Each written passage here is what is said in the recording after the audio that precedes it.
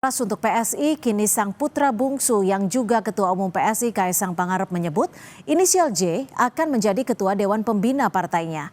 Lalu seberapa besar kemungkinan Jokowi akan masuk dalam struktur PSI? Kenapa PSI terkesan malu-malu untuk mengajak Jokowi bergabung?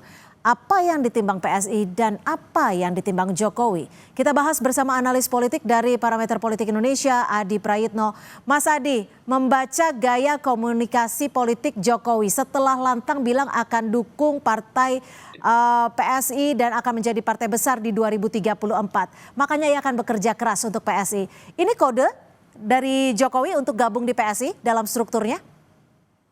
Ya, saya kira itu memang kode keras ya soal kemungkinan Jokowi akan bergabung di PSI. Meski secara prinsip sebenarnya tanpa legal formal, tanpa masuk struktur sekalipun, PSI itu kan imam besar politiknya adalah Jokowi. Orkestrasi politiknya adalah sangat tergantung bagaimana arahan-arahan politik yang disampaikan oleh Jokowi.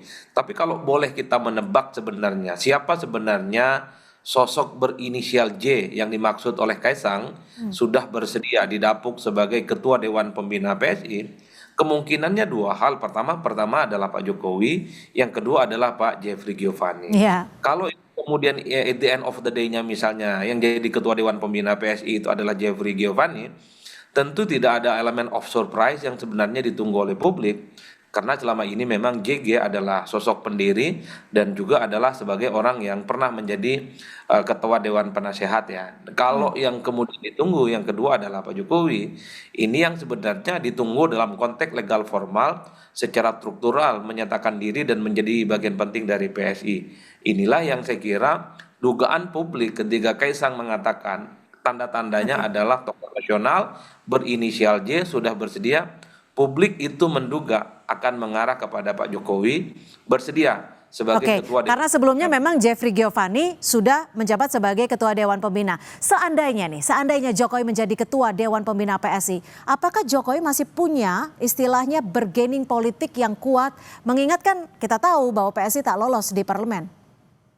Ya, saya kira secara prinsip PSI itu punya keyakinan yang cukup kuat bahwa Jokowi itu adalah sebagai sosok yang punya pengalaman politik yang cukup panjang dan tidak pernah kalah pemilu. Di Solo menang wali kota, di Jakarta pernah jadi gubernur, kemudian menjadi presiden 2 periode. Meski kemenangannya itu tentu tidak bisa dilepaskan dari relawan-relawan dan partai pendukungnya seperti PDIP. Tapi sepertinya bagi PSI, apapun yang terjadi bahwa Jokowi itu masih dinilai sakti, masih dinilai punya magnet politik yang cukup signifikan.